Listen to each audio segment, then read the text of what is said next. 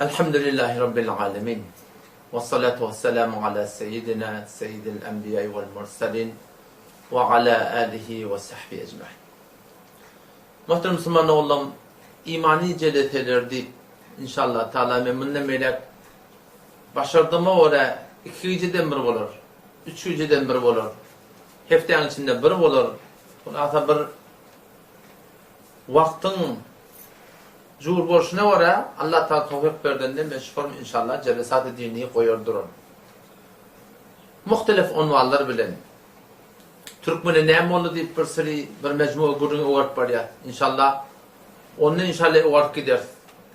Bu şuparım imanın gurunu uğart gider. Ta ki neme biz hem öd vazifemizi dinin yoluna, diyanetın yoluna o kadar ki elimizden geliye şu ne etmeliyiz? Eda etmeliyiz inşallah. Yatan yok diye, iyiyim yok deyip Türkmen düşünüptür. Bizim köplenç inataramız bizi, şu yatan yok diye, iyiyim yok deyip, nimet yerler, dünyanın işlemeklerine teşvik et yerler.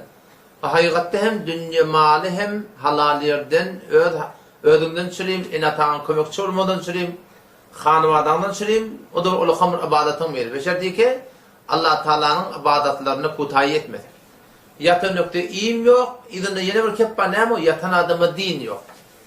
Din ne gerek olsa, iman ne gerek olsa, ahiret gerek olsa, cennet gerek olsa, hem bu dünya hem o dünya hoşbahtı gerek olsa, Allah Tebarek ve Teala şu nimeti koyuptur, din de koyuptur. Peki dine de ne etmek gerek?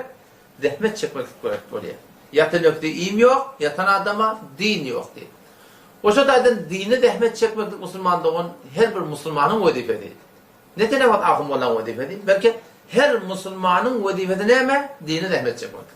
Çünkü Allah Tebarek ve Teala Kur'an'la imanlı adamları yüzlenene fakat ahummallah yüzlenmektir kimin dinime kömekçi olur.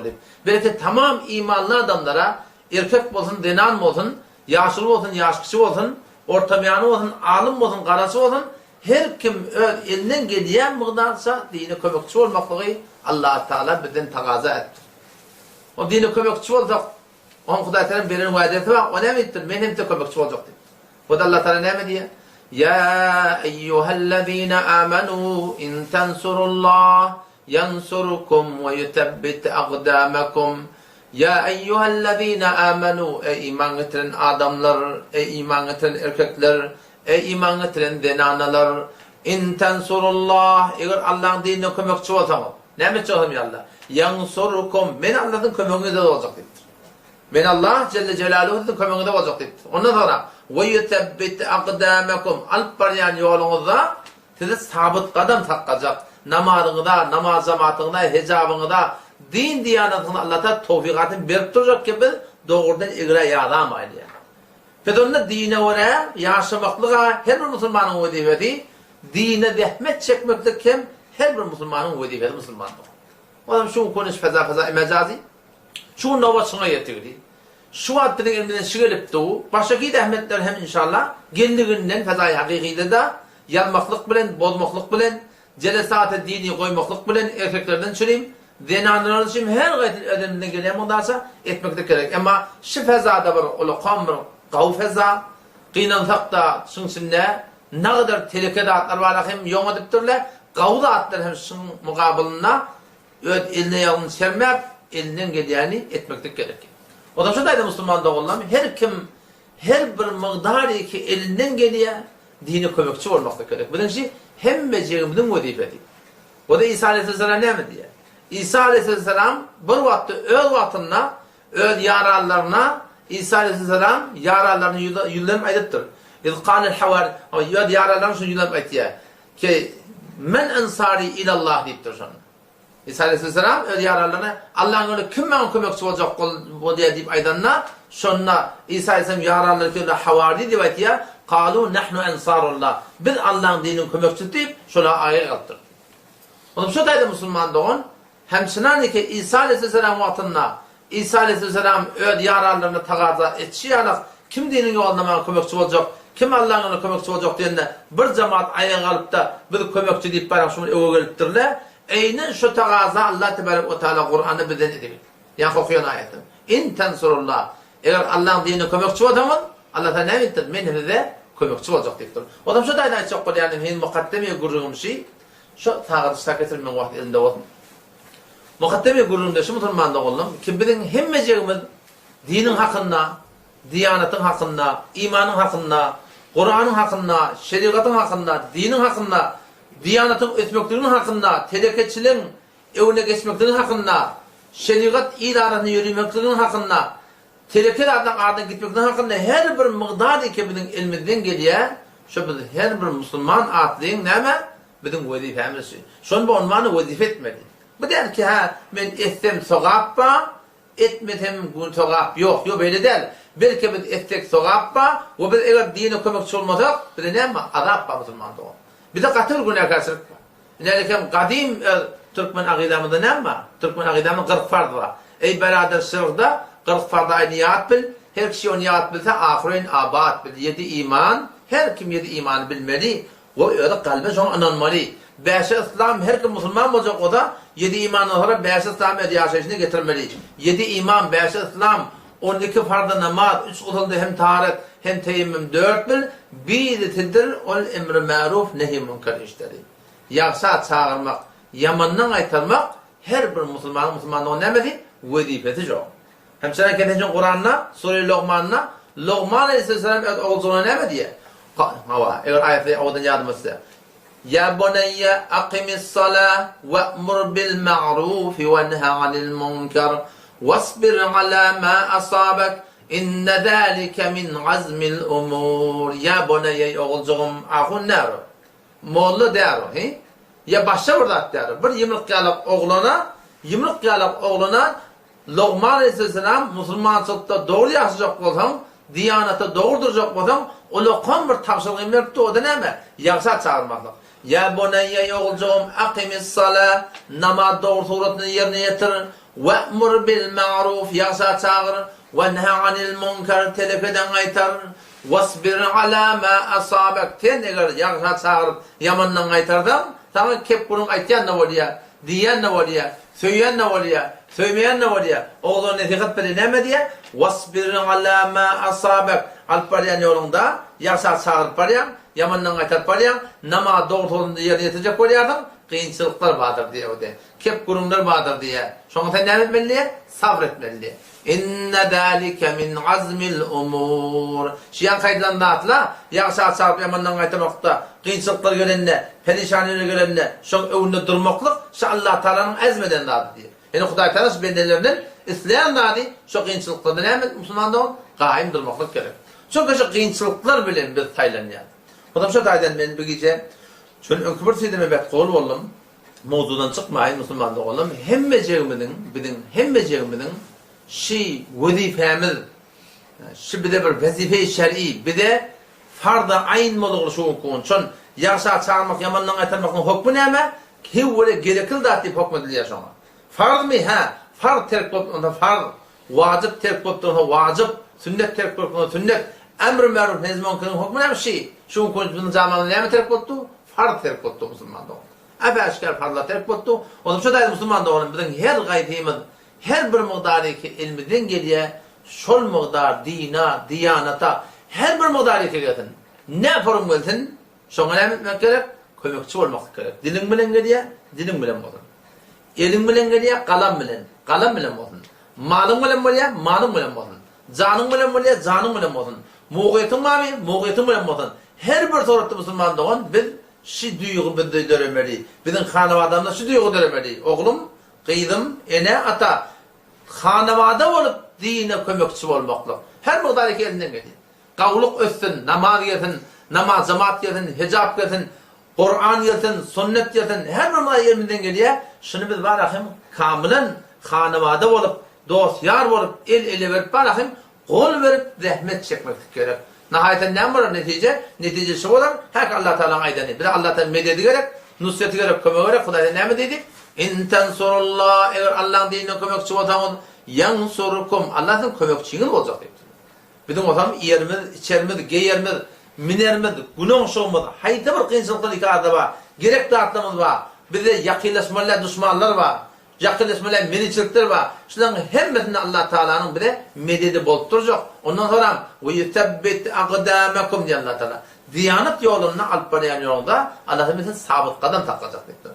Ta kabra çeldi, ta tamamen Allah Teala imanı tadaşıyanca Hudaý Teala bizim meditkarını olacak. Näme mebnasy bilen dina kömekçi bolmaklyk bilen inşallah. Awwalky jelletimiz imani jelletelerden Allah Teala kabul etsin. Öňde sureye Waqi'a var. إذا وقعت الواقعة ليس لوقعتها كاذبة خافضة رافعة. İbn Mesud radıyallahu anhu bir rivayet var. İbn Mesud radıyallahu anhu ölecek vaktinde bir ulakon sahabalar mıydı? Hanefi mezhebin mebnatı da umumen şu sahabadan anlattırır.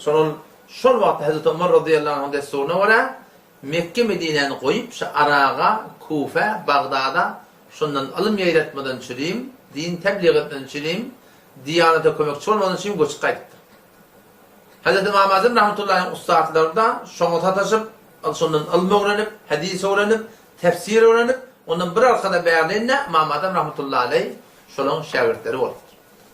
İbn Mesud radıyallahu anhu şundan ölçek vaktinde diye Hazreti Osman radıyallahu anhu yankın diye mülaqatına baktırdı. İbn Mesud radıyallahu anhu ölçek kubbeti düşüğünde Hazreti Osman radıyallahu anhu yankın mülaqatına vardı. Ondan soraktır ma teşteki näme gayret yartın, näme gayrıma ondan zunubi diye. Günahlarım gayret yani. Peygamber sallallahu yari bile gelen adam, cenglerde bile bolan adam, ölünçe din diyaneti öğreden adam, amel eden adam, näme gayretdi? Zunubi diye. Günahlarım gayret yani. Ma teştehidiptir. Näme yürüp islegin var. Ne ölçek kubbeten yadayında. Yok farali diptir. Kimin bağışlanan tam da diptir. Allah beni bağışlar diptir. Adam sonra ayette diye Hazreti Osman radıyallahu anh'a yankayıdanıp istesen doktor getireydidir. Tebip getireydir. La hacete diptir. İhtiyacım yok diptir. Onu ayette diye Hazreti Osman radıyallahu anh'a oğlu yokmuştuk. Hazreti İbn Mesud radıyallahu anh'a oğlu yokmuştuk. Näçeni gıydı varmıştık. Onu istesen sen oğlun uşağına bir zat belli deydi. Beytülmal'dan o zamanı söylemiştik da aylık belli deydi. Ta ki izni oğlun uşağın hor hormor yarak deydi diye. Onu o ne mi deydi diye men ne deydi bu günün uşağın gayrısı yok deydi. O ne mi deydi? Son Resulullah sallallahu aleyhi ve sellem aydığı men qara suretel vaqi'a fi kulli leyletin her kimi ki sure-i vaqia'nı her gece okuyuta yatmadan önce ona hiçbir gariplik yaklaşmaz deydi. Hiçbir gariplik ona yaklaşmaz deydi. Onun şu daydan Müslümanlar oğlum dinimiz, diyanetimiz, Kur'an'ımız, şeriatımız, peygamberimiz bizim hem dünya hem ahiret aban etmeden için gelen dağız. Yani o da din destur verdi, garipçiliğin hem nuskası var. Garipliğin evine geçmeden için bir esbab-ı manevi var, esbab-ı maddi var. Esbab-ı maddi için görtürüne işlemeli, pul getirmeli, yeni bir işe koşuşmalı, kulata istihdam bulmalı. Ama Resulullah sallallahu aleyhi ve sellem inanırken bir sebep-i manevi koyuptur. Her kimse sebep-i manevi'nin tutuntu özelliğinde yankı gece yatmadan önce Sure-i Vakia'nı okuyup avvela Allah razı olsun diye okuyup o Peygamber'in aydan ne var sebep bir de günah şuna daran diye gelmedi diye okuyup Peygamber Aleyhisselam aydan hak şol hanımada hiç hatta gariplik var ahim netibe edecekler. Yani gariplik hiç hatta başına gelecekler. Başka bir hadiste geliyor. Bakın Hudaý etlerinden sonra Hudaý etlerinden gümen etmeyen yerden atacaklar. Kafinat yerden. Allah verse kuluna getir koyar yoluna Allah vermese kuluna hiç alıp parmak kuluna diye. Allah etlerinden sonra her kim her yerden geliyor. Her yerden Hudaý etlerinden ödü getiriyor. İşin doğrulanıyor. Muşkilattan çözülüyor. Hemşire bir hadise geliyor. Bir hanımada gariplik getirdi. 3 gün yeri içeri doğru atları yok. Hiç kime aydınaklar. Fakat namazda müteveccih, şimdi Sure-i Vaki'a müteveccih, zikre müteveccih, Adam'a ait mesela diye ölgelebildi. Fakat Hudaý'a ait diye. Fakat Hudaý'a ait diye Peygamber'in aydınlatı hatta her kim 3 gün öğlerine, öğününe, hanvadatına ihtiyacı bulup hiçbir adama aitmanı sabredip şöyle garip günde sabredip zidap otursalar şöyle bağırın otursalar Peygamber ne ettir? Allah tebarek ve teala şolun bir yıl rızkını verecektir. 3 yıl tarihten. Şimdi yani imtihan görmeliler. İşte esbab-ı manevi. Kim getirecek onu? Hudaý getirecek. Kaftan şu atan bir numara getirip veriyor. O getirip veren adam, değil mi? Zahiren şol adam getirip berdi ama hakikatında kim verir? Allah Celle Celaluhu verir. Defeden çözülüptür o. Defeden çözülüptür. Şuradan bizim ulamalarımız aytıyor da vakti ki sana bir bardak getirip veriyor diye. Bir tane bardak getirip verenle senin yüreğinde isteği yok. Bir demek yok. Bir adam sana bardak getirip verdi o meh sen şunu al menden sana şu hediye bardak deyip verenle almasan şu deyip de Peygamberimiz deyiptir adama garipçilik getiriyor deyip. Adama garipçilik getiriyor. Şu zaten senin yüreğinde isteği yok, lat yok. Sana bir bardak getirenle şunu vermek almaklıktan ama sizde bir nimet var. Almasanlıkta hatar var. Şunu Hudayı veriptir. Şuna çok oturdum mu de? Bizim ulemalarımız aydıptır. Ki eğer sana bir nimet verdi. Haydi bir nimet olsun. Yüreğin isteği yokmuştur. Şu yüreğin isteği yok bulduğun nimetten bir getirip verene. Sen ne kadar hoş oluyordun? Şol adamdan fakat birçe derset memnun olmalı. Birçe derset. 99'unu Allah Celle Celaluhu'dan memnun olmalı. Çünkü Huday Teala'yı veriptir. Yürek şoňal ne? Şu taýda musulman oğlum, şu da inşallah rahat etdik. Hem dünýäni hem ahiretini abad boldy. Resulullah sallallahu aleyhi ve sellem Mekke'de davet berip beren wagtlary. Helde Ebu Sufyan o wagt iman getirdi. Şoňa davet beren ya Ebu Sufyan, "Qad ji'tukum bid-dunya wal-ahirete." Ebu Sufyan, men hem dünýä hem ahiretin haýr bilen geldim diýe şoň. Peygamberimiz şoňa ýa-da etdi, dünýäni etdi musulman oğlum. Şu din ikebine gelipdir. Kur'an ikebine gelipdir. Şeriat ikebine gelipdir. Şu bir amallar ikebine din bizim aramızda var. Şu dine beraber yaşamakla amel etmekle bizim önce dünyamızı abad edecek. Sonra dünyamızı abad edecek. Ahiretimizi abad edecek. Bir de nakt peyda gerek de şeyden mi? Bir de nakt peyda gerek. Nakt peyda musulmanda olalım. Eğer dine beraber olsak. Dine beraber olacak olsan iyile beraber olmalı diye dine ters olanıyor. Dine beraber olacak olsan halka beraber olmalı diye halka ters yerine. Eğer biz bakın dine beraber olsak İslam'ı kavuryan da atlamadı. Gödecek de atlamadı. Eşecek de atlamadı. Tutacak toymadı. Tutacak yatamadı. Haydi bir yaşa 24 yaşayışında şu da atlar var. İslam'ı oraya etsek, Kur'an'ı oraya etsek, dine oraya etsek, son iki tane nağd başla. İki tane peydatı var. Bir nağdcak şu dünyada, bir niyetke o dünyada Müslümanlar. Nağd ne yapacak? Şu dünyada Allah Teala aramış verecek. O da Allah Teala ne mi diyor? Men amile salihan min zekerin ev unta ve huve mu'min فَلَنُحْيَنَّهُ حَيَاتًا طَيِّبًا مَنْ عَمِلَ الصَّالِحًا her kim şeriatı var amel ettin. Her kim olsun o. مِنْ ذَكَرٍ اَوْ اُنْتَ erkek olsun denem olsun. وَهُوَ مُؤْمِنٌ sünnet huda deyip veren olsa namazınla, hecabınla, sünnetinle, şeriatı var olmakta ahlasın Allah Teala'nın aydanında oraya yaşayıp veren olsa Allah Teala ne edecek deyiptir. فَلَنُحْيَنَّهُ حَيَاتًا طَيِّبًا Hetmin şol adama, şol erkeğe, şol denana, şol hanavada şu dünyada Allah Teala arasında dendegi verecektir. Yoksa Allah Teala hemen ettir. Şu dünyada ettir Müslümanlar. وَلَنَزِّيَنَّهُمْ أَجْرَهُمْ بِأَحْسَنِ مَا كَانُوا يَعْمَلُونَ O dünyada hetmin Müslümanlar verecektir. O zaman şu da biz şunu düşünmeliyiz. Bir de namazı okuyuyor. Bir de Peygamber'in meclis oluyor, bir de hecab-ı riayet ediyor, bir de üçlü beriyat, bir de dekati beriyat, bir de talami beriyat, bir de dini gurrungi beriyat, bir de din için bir kitabı yediyat, bir de din için hayatı bir koymekçi olsak, Müslüman da onun şun naqcak peydatı nerede? Şu dünyada Allah Teala şu naqt veriyor. O dünyamın niyeti Müslüman da onun. Yani hem dünya hem ahiretin hoşta olan için ne yapmak gerek? Dini orada yaşamak gerek. Sonra Allah Tebarek ve Teala dünyanı yaradanına dünya hükmediptir diye. Hudaydan şu hükmü hazır için dünya yürüttü. Dünya Huday Teala yaradan mahluğu. Allah Teala mahluğu Allah Teala'nın aydanında düşünüyor. Dünya Allah Teala hükmediptir. Yaradan vaktinde ey dünya deyip de Huday Teala dünya. Her kim men kulluğumda olsa, men aydan ne oraya olsa, Huday Teala şu dünya benim hükmüş o. Men aydan namazımı okuysa, men aydan aradan tutsa, men aydan hizamını ayet etse, men aydan şeriatımı oraya dursa, ey dünya şu benden sen kulluğunda bol deyiptir. Bu bir hüküm. Ama haydi bir bende, men Allah'ın aydan oraya bolmasa, namazı bolmasa, namaz cemaati bolmasa, hicabı bolmasa, halal haram bolmasa, terekeden kaçmaklığı bolmasa, dine kömeği bolmasa, ey dünya sen şunu kulluğa al deyiptir diye. O diye dünyanın kulluğu diye. Eğer biz Huday Teala'nın kulluğunu etsek, diyanete uğramasak, İslam'a uğramasak, Allah da şu dünya hükmediyor. Dünya bizim uğrumuzda.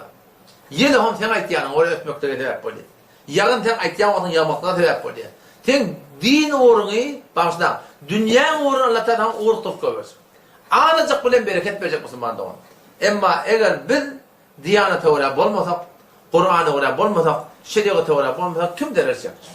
Hudaý Taala dünya hükmedegini, ey dünya şonu kulluğa al dipdir diye. O zaman sen işin olmaya. O zaman sen işin bitmeye Müslüman doğan.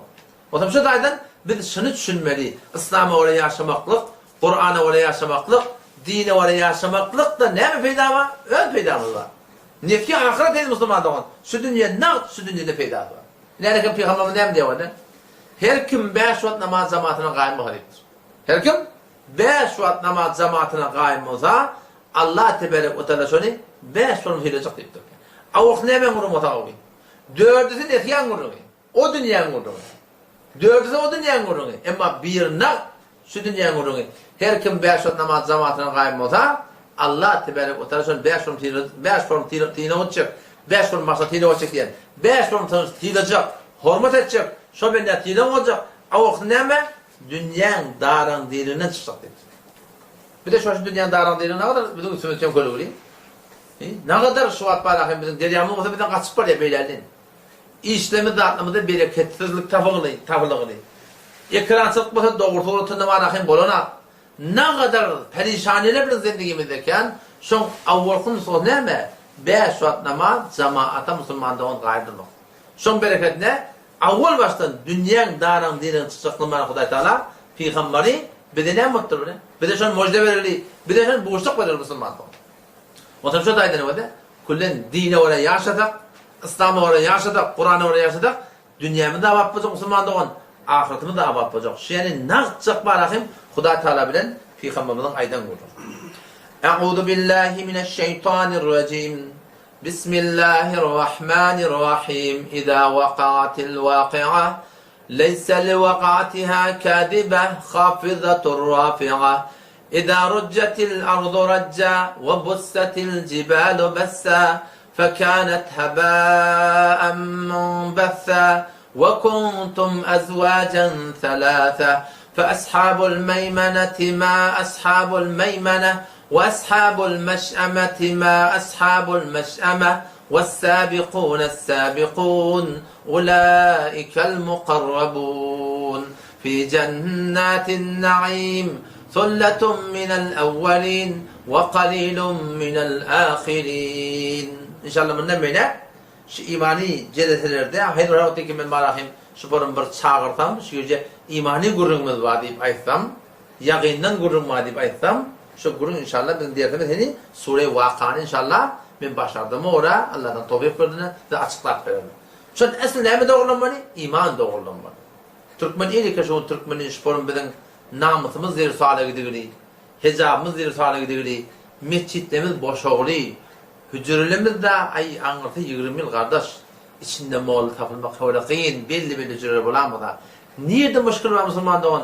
Türkmen ilim müşkül ne mi de? İmanında müşkül var. İman zayıflanıyor. Şu iman doğrulansa Türkmen doğrulanıyor. Arap da doğrulanıyor. Her bir kavm iman doğrulansa şol kavm iman emetiyor. Şol kavm doğrulanıyor. Dünyası doğrulanıyor. Ahirette doğrulanıyor Müslüman'da on. Peygamber avval başta dehme çekmeler değil mi? İman doğrulamak gerek. Anancı doğrulamalı. Yakini doğrulamalı. Anamı doğrulamak gerek. Yani var ya korona geldi ne kadar rahatla tehdit ettirdi biliyor musun? Ne kadar günah kaçırtır ayırdı, tağlarları, ahumolunu aydıp ayırıp başarmadılar biliyor musun? Ayırıp başarmadılar. Toyları rahatları ayırıp başarmadılar. Ama korona geldiğinde ne kadar afat oldu, ne kadar rahatlar. Bazıları doğru, ne kadar boşak etti. Neme doğru, neme var sonra yakin vardı ki şu barsam, şu barın başımı bela gelecektik bir yakin vardı. Yine bu konu yoşuz, korona günün tavullu, yamaçtan şu günler yoşuz sahneler böyle değil mi?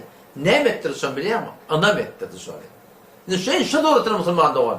Allah Teala anam, kıyamata anam, cennete anam, cehenneme anam. O dünyada yamaçşadan bir zindagi var. Ölüp gidenden sonra gavra girdin, zindagi başlıyor Müslüman doğan. Şuna doğru anam tavılsa, şöyle adamın namazı doğrulanıyor. Şöyle adamın hicabı doğrulanıyor. Şöyle adamın ahlakı doğrulanıyor. Şöyle adamın hem dünyada doğrulanıyor, hem ahirette doğrulanıyor Müslüman doğan. O zaman şu daydan, haydi bir hanıvada da eğer namazda kemsiliyeti yapmasa oğlan uşak. Hanıvada namazda kemsiliyeti yapmasa, hicabı kemsiliyeti yapmasa, haydi bir tohmuticimiz, tayfamızda şuvarım kemsilik bağlısa, Müslüman doğan avlusu neme demek çekmeli? İman doğrulamak ister Müslüman doğan. İman doğrulacak o ne mi oluyor? İman doğrulacak adam imanın gururunu eşitmeli. İkinciden imanlı adamlardan ne eşitmeli? Şimdi bilemez ya da imanın gururunu eşitmeli. O imanlı adamlardan eşitmeli.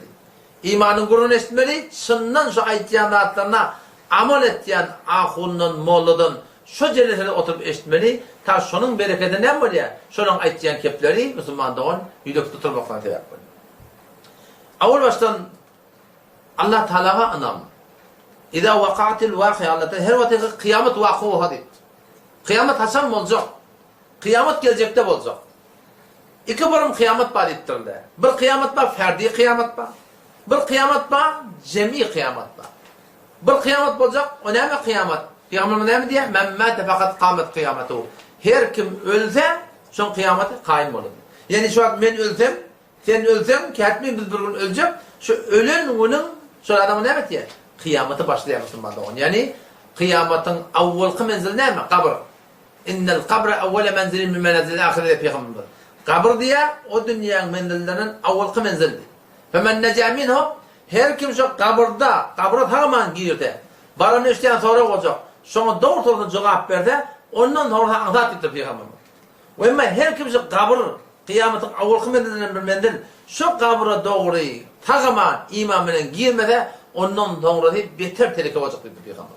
Ve ayette de Peygamber ki ben köp sahneleri gördüm kıyamattan, cennetten, cehennemden, kafirler belirleyen Araplardan, fasıklar belirleyen Araplardan, imansızlar belirleyen Araplardan, adı Müslüman, belansız, münafıklar belirleyen Araplardan, ben ne kadar hadatları gördüm diye Peygamberimiz.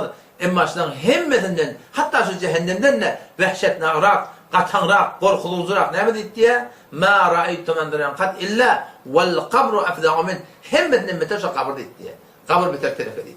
O zaman vakti ki bir adam ölüye, son kıyametine mi oldu? Kaim mi oldu Müslüman'da o? Şimdi zendigi de o dünyası başlanınca, kâmetten şu at bir, bilmiyorum görünlerden ölecek adam şeyle gözünü açık kalıyordur.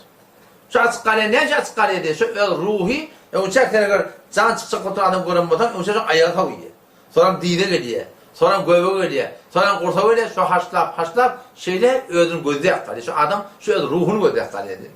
Şu ruhunu gözü yakalıyor sonra diye. Sonra ne bitti diye, anırdan eğer kava adam olsa bir adam can çıkacak koltuğa, kıyamete ferdi işte adam başlıyor. Anırdan firişteler geliyor. İsrail Aleyhisselam, Melekül Mevt geliyor, 500 tane firişte verin. Her gayetinde kava adam var da, her gayetinde elinde kav güller var diye. Deste güller var diye. Her deste gülle porum renkler var diye. Her gaydında porum izler var diye. O zaman sonra geliyorlar diye, yakın şeyler, daş teoroni alıp diye, oturuyorlar diye. O zaman onu yuvarşlık bulan, aynı bir ene oğlan ne kadar tiyliye, hürmet et diye, nevazis et diye, onunla söymekleri hareket diye, en şey suratında, sonra kavdan kavi, canın çıkmaklarını diye, sonra diye, suratın ne diye, kavdatlar kök ödeyerler diye, cennetten kök ödeyerler diye, hurgılar kök ödeyerler diye, kavluk muhtar kök ödeyerler diye. Şu bolup parçalarına şu kavluk bilen şu şeyle, can çıkıyor diye. Cennetten marahim, bir avadan yaşıl, marahim, ebrişemden, yüfekten mi doğan getirip, zat getirip, suratında, yakın evine şans alıp, hoşbudatlar veren, yakın can tağıma çıktı mı, şeyle ödüm gözü yakkaliye diye. O zaman şu ferişteler, şu vakit ölüm vaktinde yakın alıp gitti diye koyuyorlar. Koyuyorlar var yani, cehdep taliyeti falanı ölü diyorlar, böyle öde işlerine meşgul oluyorlar, ferişteler de öde işlerine meşgul oluyorlar. Bu taliyetleyen iş belli. Ne diyorlar, derece çıkıyorum, falanı ölü, kıyıqriyal zinala, şöyle falanı ölüptür, falanın oğlu ya falanın kıyırı ya falanın denanızı ya falan diyor. Gel akılın bana yuğuları, yuğuyan adamlarla teyarlayarlar, yuğu atalayarlar, radet yerler, köpürleyarlar etiyarlar. Ta ki teyyar böyle cananlamadın.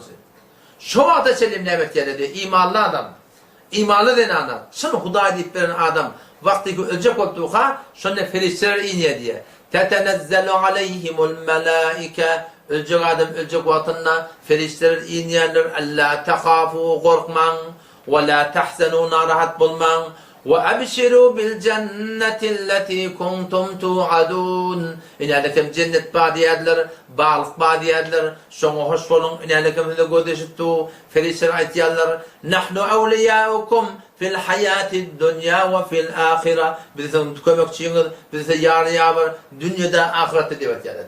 Ferişler okumayan kadamın ruhunu, Kavuluk ben şöyle koyan alıp geldi diye. Oo, yol açın.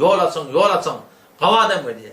Ne böyle kava adamlara? Kava adamlara tufettahu lahum abwabus sema. Asmanlan kapıları açılıp gidiyor. Silahlı ferişteler. Bunu kavuluk mu alıp geldi. Git ya. Hal yediğat atmanın mutunna. Bir mesal Allah Teala'nın arşının aşağına yankı ruh varıp Allah Celle Celaluhu diye arşın aşağına secde et diye.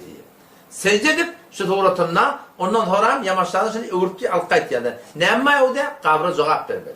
Sonra o Teala'nın secdesini etti. Allah Teala'nın radyonu elam etti. Geriye yamaçlarını nereye? Yankı cesedinin üstüne geliyor diye. Şimdi nevettir zinadan okuyup durlar. Şöyle alıp var yerlerine. Yankı kabristana başına yapar yani. Hak şolun gelecek de biliyorum. Mesela şu akçı çökte yetiyen, akçı yorgunluğuna yetiyen. Bakın yağda tanı olursun bandı onu. Şolun gelecek yani biliyor musun? Ağaç ata mindirteler, gelmedi yolu gönderteler. Karanlık kabra indirteler, ne çek geçer halın tenin. Şu da kalacak kadar biliyor musun? Bunun menhet alacak şeyler. Haçan kadar Allah biliyor. Sonra vakti ki yuğa tanıttılar, Cenab-ı okuydular mı? İndi şu halacağını hala gerçe mindirttiler, maşine mindirttiler, alıp var ya Allah, yankı kavadam, defeden ruhu geliyor diye. Kaddimuni. Men çalma akıdın, hoş olup diye yankı. Ne ama evden nılmat ba, sonra yestir geliyor. Hoş olup diye yankı şey et diye. Ta ki altiyarına hayatın şeyler, kabrat Allah ya Allah. O şurada göm yerle, zadet yerle, gömüp de şu çıkka ihtiyarlar sol, şehek ruh var ha, sonra cesedi öğürük giyiriye diye sonra. O zaman sonra yakın şeyi dikedip oturtuyorlar diye. Tu'adu ruhuhu deyipti Peygamber. Şon ruhu uğrup getirdiye şunu deyipti. Sonra şundan sorulacak. 3 tane soru var kabirde. Şuna cevap vermeli. Men Rabbuk. Senin Rabbin kim? Ma dinuk. Senin dinin ne? Men nebiyyuk. Senin peygamberin ne? Şu 3 tane soruğa çın hudaya oraya yaşap veren adam şu tarzda rahatça cevap verecek. Burada poliyat ama şu kabrin gurrunu berdeki otdan fark ediyor diye. Sen berdeki ot sorulara cevap veren kellendeki bara oraya. Yad alıp da. Kellende var soru. Yad alın ben yani tekrar ettim diye. Ama kabirda ne mi? Kabirda kellendeki dile gelecek ya diye. Belki yürekteki dile gelecek diye. Yüreğinde ne mi olsa mer Rabbuk sen Rabbin kim diyenle. Ma dinuk sen dinin ne mi diyenle. Şu eğer Rabb Allah Teala Rabb sunan mı olsa Allah oraya yaşanmadık. Dine oraya yaşanmadık. Peygamber oraya yaşanmadık. İslam oraya yaşanmadık. Sonra rahatacak. Men Rabbuk diyenle Rabbi Allah diyecek. Ma dinuk dini el-İslam. Men nebiyyuk Muhammed Mustafa sallallahu aleyhi ve sellem deyip diye şu doğrultusunda yankı diye şahitlik verecek diye. Onun şu doğrultusunda yankı. Vakti köşeladım şu dağda sonra cevap verenle ona uçak ayak ucundan şeyle cehennemde bir kapatılacak diye. Görçük diye otları. Huday tapkının lavurda aptıran ot. İza ulqu fiha semi'u laha şehiqan ve hiye tefur. Cehennem diyenleri bir çungir ot. Otbed ibn Gazvan radıyallahu anh mi diye? Vakat dokir lana bir de aydını diye. Cehennem diyenler şeyli bir cay ki ennel hacere bir tane daş cehennemin kaptığından şeyle etenin oklan diye kenarından cehennemin eteğine şu kadar çungir ot deyip duruşu. Yahvi fiyye 70 amen 70 ile barya eteğine yetenek diye. Ya şu o lokam memnunluğuna bir daş okudam ne saniye yere yetebiliyor musun? Ne kadar olan 20 metre 30 metre memele var. Defeden daş oklanında güppüle bir şey. Ama eğer cehennemin kenarından buradan daş oklanında şu kadar çungir bir ot var ki aslında nağıl bile ne kadar çungir var. Şunla orada yaptığın ottan yankıdan bir sahne koyacak adamın içinde kıyık çıyık kılda çoğu ona ayrılacak diye yani tam oraya mı? Şu cehennem Allah Teala farlı veren necat verdi ayrılacak diye. Sonra cennette bir kapatılacak diye. Tamam nığmatları olacak. Hurgıylar olacak. Şıpırım nığmatları olacak. Hatta bir hadise geliyor anırdan hurgıydan biri içerik geliyor diye. Kavrın içine geliyor diye. O zaman şu avadalarına şöyle bakıp yan hurgıyın bokurdanı burada gerden maçı gerden bent başa girdi. Şu şeyle görenin mının neyme deyip aydanla şu tefiyat diye hüncü diye kırılıyor diye. Kırılıp da kavrın içine dökülüyor şekilde. Şaşam yığınap bolyansa da kıyamet bolyanıdır. Size bir hoşlukta, size bir yenilecek şeyler geçecek deyip. Umumi hadislerde şeyle geliyor. Vakti gözler cennetten nığmat açılım hava, şu nığmatları ta kıyamata cellim imanlı adam diyor, görüp yapacak diye Müslüman. Forum adamlar oluyor, peygamberler oluyor. şehitler var ya, umum musulmanlar var ya. Peygamber'in adresetini hem zaten koyun diye. Şehitlerin ruhu ne yapalım böyle diye. Şehitlerin ruhu barışına cennete tarayarlar diyorlar. Yaşıl uçulan karlarının üstünde cennette seyret yerli diye, ayran yerli diye. Umumi imanlı erkek, imanlı ne Allah? Vakti kavrat alınanla ta kıyamet senin şu nığmeti görüp yatacaklar ya. Ne yaptı nığmetlerin içinde? Aynı bir kav diş görürdün. Bir kav diş görürdün. Şu doğrultunda var şu kabr insanın menzili olacak. O şu doğrultunda ta kıyamet senin şu da hoşluk olacak diye. Ama Huday hakikaten bir adam tehlike olur. Namaz okuyma yaptırır. Namaz zamata varma yaptırır. Kafirlerin vurunda da kafirlerin vurunda ayrı bir vurunda biliyor musun? Kafirlerin vurunda ayrı bir vurunda. Biz ölgünlüğü kaybetmeliyiz. Biz Müslüman bolup geçmede gururumuz var. Müslüman sonra yaşamada sonra bütün gününü kaybolacak Müslüman doğan. Peygamber Aleyhisselam son hadislerde götürdü da ki o vakti kafir ölse ya bir facir ölse diyen gurur geliyor. Kafir muşakas burada. Facir diyenler ne mi? Facir diyenleri şu bir teleke adam. Teleke denen ne ki? Efeşker. Ne ötkür ki? Efeşker bunu etker anlamı değil. Kitaptaki diyen atlar bizim bol peşimizde beter nazı oluyor yani. Şeriatta fasık değil diye, facir değil diye. Fasık kime değil diye? Günah sagira atti olan adama değil diye. Günah sagiralar var, şu an atti etiyen adama fasık değil diye.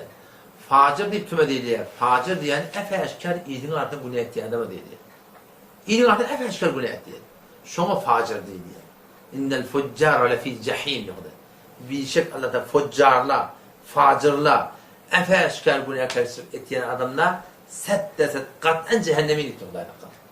Ne mi deyip Peygamberimiz geliye denanının hakkında gurur verenler bir denanına olacak, ertesi gelecek demin göremek olur diye köyneğuva, yalanaç, meylettiriyerle, meyletiyerli erkeklere la yedhulnel cennet, cennete girmeyelim. Ve la yecidne riha, cennetin ihtiyaçlarını burnuna kalkmayalım. Cennetin ihtiyaçı Peygamber, 500 yıllıklarının gelecek, emmaşı denanalar ki, kafir oraya şimdi diyor. Müslüman, namazı var, dehreti var, emma tahsil çıkanla bir puşeş felenge diye, keşon kaptandan odan, irinden odan yanmaçları belli, evinden odan bek çokları belli, bir denanaları, bir egmaçları geyerler dedi Peygamberimiz. Köyneği var, yalanaç, ya yokacak, ya kalın, bedeni belli oldu, baştaki erkek adamları meylettiriyerler diye. Şol denanalar, cennetin 500 yıllık yerine varacak. Ne mi deyip şey dedi Peygamberimiz? Son kuşlu adamlar fasıklıktan geçiriyor.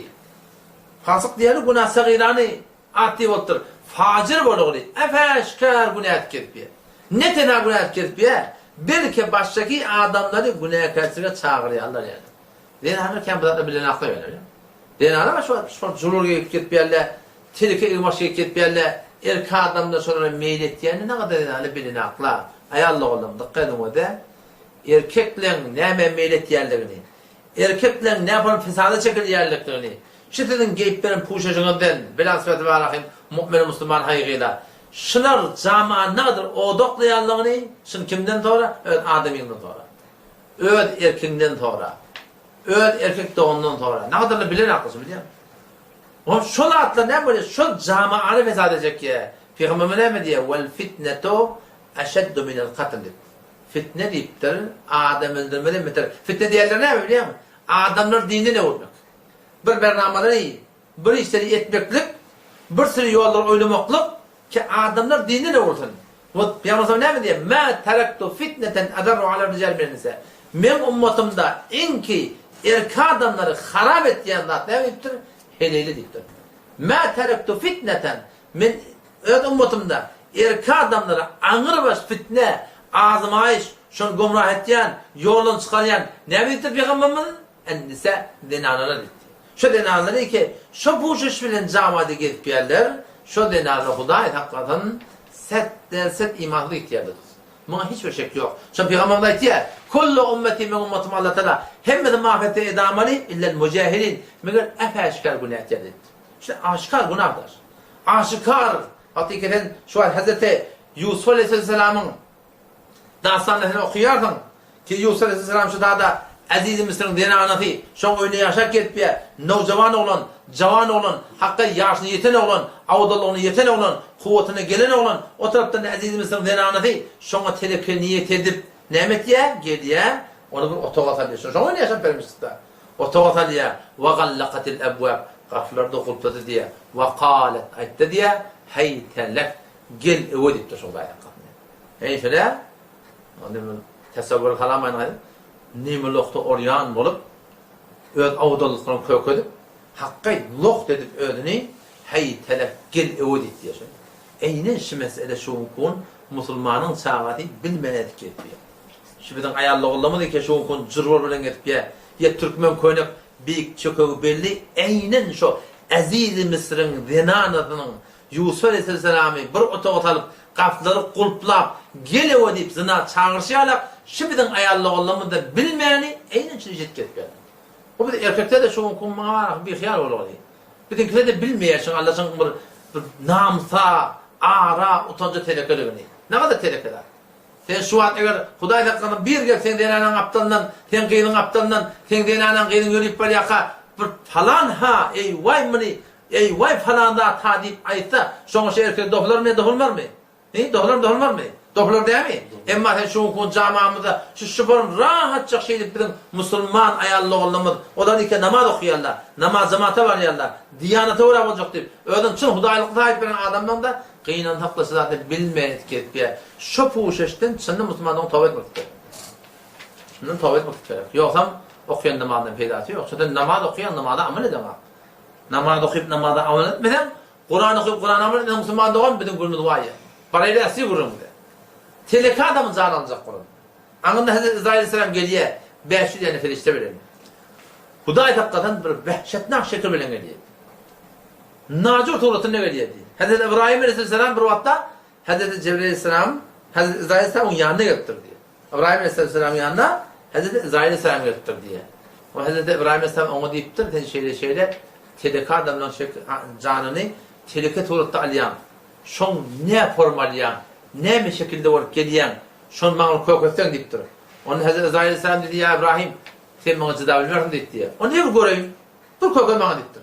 O zaman şundan onu bir anlaymak deyip diye. Onu anlatmak yaptı Hazreti İbrahim Aleyhisselam. Şimdi beğerim başa beğerip bakanı bir dağ yalı adam. Siyik saç, gözlerinin oğut çıkıp, burnlarının tüste çıkıp, ağzından bir portu iz çıkıp, bir nacur vehşet ne kadar şu duran yerine şöyle önden gitti duran yerine. Bir vat hoşa getir. Ayıttı diye o dünyanın adamından fakat teni ortam olacak dedi. Sonra bitti ya, kavadan zanneder yani. Onda bir anlaymak dedi diye. Anlatmakta diye, berinmak gördü diye bir akıllı, avudan, kara taşlı, hoş bu, bir avudan erkek adam, diyeten güler yüz, diyeten mehriban, ayıttı diye o dünyanın namatından fakat teni ortam olacak dedi. Vakti bir adam, bir denana, İslam'a oraya bolmadan Müslüman'dan orada, Peygamber ediptir, kema tahyûne temutun. Yaşap versin yalık ölürdün diye. Ve kema temutûne tuhşerûn. Ne yaparım ölsem, şu bunu gördün koparım deyiptir Müslüman'dan. Onun şöyle Müslüman yaşayacak olmalı. Müslümançılık oraya yaşayacak olmalı. Kur'an'ı oraya yaşayacak olmalı Müslüman'dan. Aynı iş yaşap versin diye ölecek.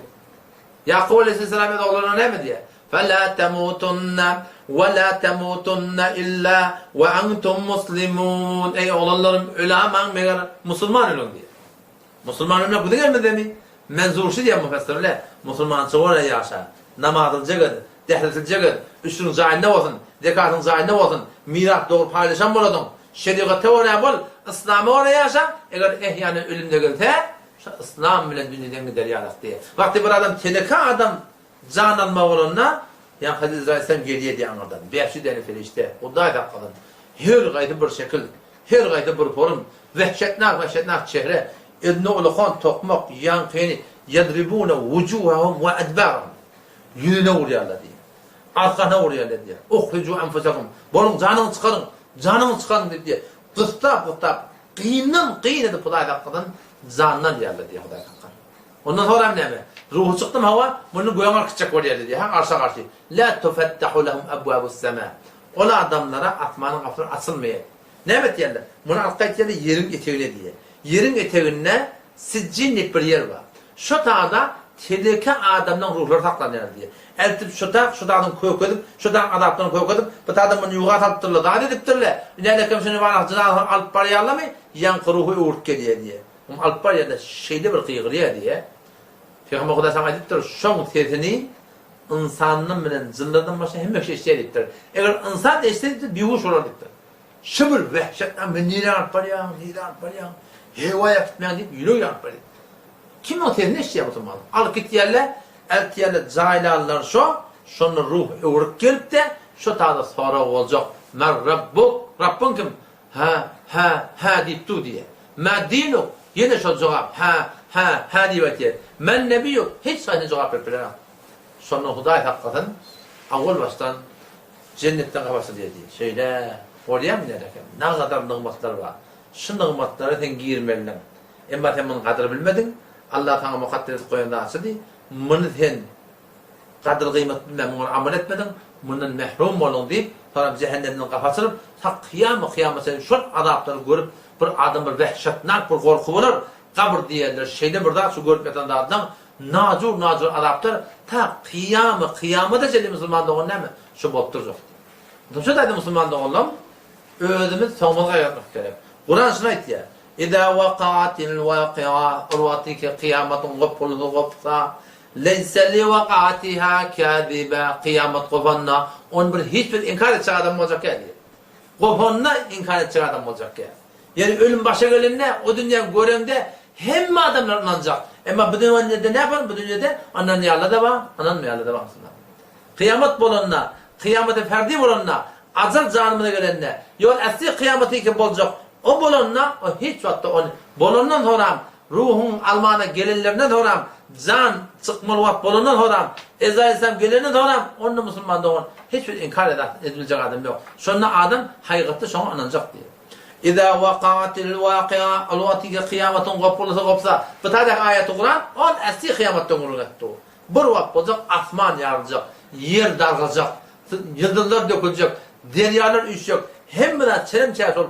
Kullu dünya namut olacak. Allah da sonundan vurun etiye. Ama bu gece gidiyetinden ne mi oluyor? Şu kıyamet ferdiğin vurun. İzâ vakâtil vâkı'a. Zan karkara gelenin doğru. O da sen tövbe edecek diyenin de peyda atıyor. Allah da tövbemi kabul edecek deyip durdu. Tövbe dedi Müslüman doğru. Kim bakın günahkarcılık etmedi? Kim ki kemçilik etmedi? Ama şu kemçilikleri cevran etmedi tövbe bilen, bu kutayileri istiğfar bilen, bu günahları tokadip de edamı vermezlik böyle Müslüman cevran etmedi. Kim bakın günah etmedi?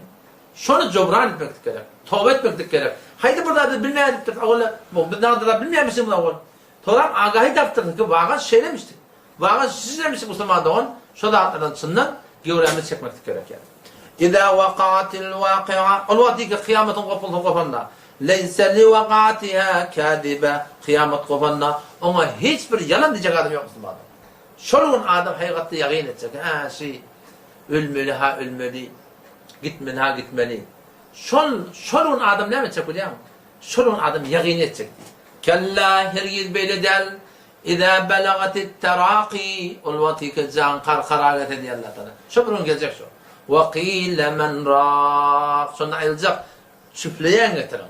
Kim çüfleyen mi? Kim dua okuyan mı? Kim Yasin okuyan mı? Gidin doktora getirin. Falan getirin diye şarına ayrılacak diye. Bizim de başımıza gelecek Müslüman doğan. كَلَّا اِذَا بَلَغَتِ التَّرَاقِ وَقِيلَ مَنْ رَاقٍ وَظَنَّ أَنَّهُ الْفِرَاقِ Adam şarını yakin edecekti. Hay gitmeliye de, eppir gitmeliye de, sından şu başa gelecek olur. Sından geldi وَظَنَّ أَنَّهُ الْفِرَاقِ O can çıkman duracak. وَالْتَفَّتِ السَّاقَ بِالسَّاقِ Can şunu baldırlıya vurmanı duracak. Baldıra soruşacak. وَالْتَفَّتِ السَّاقَ بِالسَّاقِ Bu nereye karşı gitmeli? İlâ رَبِّكَ يَوْمَ دِينِ الْمَسَاقِ Olur Allah'a karşı gitmeli. Sürgü başka bir ihtiyarından gidiyor. Bu konudan paraya gidecek diyordun. Ama olun ilâ رَبِّكَ يَوْمَ دِينِ الْمَسَاقِ Allah Teala ne diyor? فَلَا صَدَّقَ وَلَا صَلَّ Ne bir hak dedi. Ve namaz okuyordu diyor. İyi diye namaz getirdi. Velakin kezzebe ve tevelle. Öyle yani inkar edip, tekebbür edip, hakkın mukabilinde, Kur'an'ın mukabilinde, sünnetin mukabilinde. Allah Teala diyor, evlâ leke fe'ulâ, thumme evlâ leke fe'ulâ. Vay senin halına diye. Ne menyada verir diye insan, ayahsebul insanu en yutreke suda. İnsan gümen ediyor, halde olur hadip diye. Yani kıyamet yok diye kıyamet yok Huday Teala. Şu dünyada kıyamet yok deyip adamlara Huday Teala ne kadar misalları vurdu. Ayahsebul insanu Eyyutraka soda insan gümeneti öz halına koylar mı kadip? Bir hudu yarla mı kadip? Hesap kitap yok mu hadiyen mi? İnsan ikinin kıyameti inkar edildi. O dünya yattan çıkarırlı, Allah'ın inkar edildi. Alem yekun nutfe. İnsan meğer ten bir damza tuğ değdi mi diyen gurun. Alem yekun min nutfe. Ay bir damza tuğ değdi misin insan? Kudaytan ne kadar saat hilağını kepteptir diye. Hormat ediptir. Teneyin eşvar mı orada o da? Halaka motordu o. Ten şaşı motor becerken. Motoru mincep koyunda ilki tüvürçük tırın akın böğrüne olur depse öz beceren dağının hen marhan kapsa hin depse sen ne mi derim nejon? Sen ne mi derim? Ne jon rahmet edersin? Yani maşin becektirdin da maşin ödüm becektirdin. Bir tane sistem behem vur akının var akın kapsı gât akının aç akının yüzüne vursa. Ne mi derim ne jon kapın? Öz beceren dağının ödüne ayağı vurdu hin. Şuna mı zaten şu ayağulak ettin ayağulak. Ayağulak sen heyvani ki Allah yarattı eşek. Ya tamam dedim bana at. Ya tamam düye. Şu bizim Kuday'ın yerinden mahluklar bizim ihtiyarımız aşılar. Bizimki tatlı alıp durdun. Ata mincek kolonda alakın sen kapsa. Ne mi dersin sonra? Sündürürüm sündürmürdün. Bir tayakta devrice giderdin. Gözü açtı ben kurarım kurmardın mı? Ama Allah Teala yaradıptır insanı. Bir damca sudan. Şu bir damca sudan yaradılan insan şu gelip Allah'ın inkar etti. Allah yok diye. Halık yok diye. Öde yaradılan yalak. Kıyamet yok diye. O dünya yok diye. Öğrep diyemek yok diye. Huday Teala ne kadar mehriban. Şu kıyameti inkar ettiren bennetine ki şun bir damza tuğdan enenin gevretine yahlukukum fi butuni ummahatikum Allah yaratıyor. Enenin gevretine halkan min ba'di halkin merhale merhale yaratıyor. Fi zulumatin talat. 3 tane karanlıkta enen karnına. 3 tane karanlık var. Enen karnı var. İçinde eşen var. Onun içinde barda var. Şu kapkaranlık yerden kapkaranlık yerde yerden benden şu borum gelip Allah sana kulak veriptir, burun veriptir, göz veriptir. O fakat onun içine berenatı falan içine çıkarıptır enen gevretine. Şu borum vücut veriptir, şekil veriptir. Atmanı şunu için tak kaptı. Yer şunu için tak kaptı. Günü doğurup durun, günü batırıp durun, giyeceğini getirip durun, günlüğü getirip durun, yağını yağdırıp durun. Hem medadım verip durun, kalbini vurdurup durun, peşe dehen tayyap durun. Hiç burada değil ihtiyarına de. Fakat şu ihtiyar var. Doğruya gidecek mi, öyle gidecek mi? Şu benimle gelip Allah'ın inkar ettik. Allah da son onu da ne kadar mehriban. Yüzüne vurmaktır sonuçta da. Ellem tekun nutfe, ey kıyamet inkar ettin. Sen bir damza tu dedin mi sen? Sen beni inkar edecek olayan Allah da belli ettir son. Ne kadar mehriban bulmasa? Ellem yekun nutfe, ey kıyamet inkar ettin insan. Aya şu bir damza tu dedin mi şu diye. O yüzüne vurmaktır. Sen bir damza tu dedin mi? Yok. Mincek ayağılığımız bizim başımıza bir bela getirdin, biz o da şu nimet diye. Ama bu Allah'ın yaradan ben ne diyeyim? Gelip Allah'ın inkar etti, Allah yüzüne vurmaktır. Ellem yekun nutfe, aya bir damza tu dedin mi şu kıyamet inkar ettin. Nemeden? Mimmeni, şu şehvatuda nedim o diye. Onda ne mavrayı var? Yumne, oklandan diye. Nire oklandır? O inen gevrene bir zerren oklaktır. Thumme kâne alaka, sonra Allah da şu karağan ettir. فَخَلَقَ فَسَوَّ yaradıptır. Hem adı beraber ediptir. فَجَعَلَ مِنْهُ الزَّوْجَيْنِ الذَّكَرَ وَالْاُنْثَى sonra erkek ediptir, denan ediptir. Allah Teala mi diyor? İşte aydıp, kudretini aydıp, Allah Teala sonra açacak diye. اَلَيْسَ ذَٰلِكَ بِقَادِرٍ عَلَى اَنْ يُحْيَ الْمَوْتَى Aya şol Allah, şol zati ketedi, buradan da tuğdan yarattı, şol kadir değerli ölüleri değil etmekte gidiyor. Bana cevap verdi Huday Teala. Bir şey şol Allah Celle Celaluhu kadir Müslümanın. Kadir mutlak şol. Giyeceğini getirip duran sol, günlüğü getirip duran sol, yağını yağdırıyan sol, hem müdahale edip duran sol. Şu gelip indi başlanmadan kim başlayacak Müslümanlar? O zaman şu taydan inşallah Teala sol güne teyar tapmakla Allah Teala nimet veren oraya, dini bilemeli Müslümanlar. Allah temizce tevfik versin. Vesselamu aleyküm ve rahmetullahi ve berekatuhu.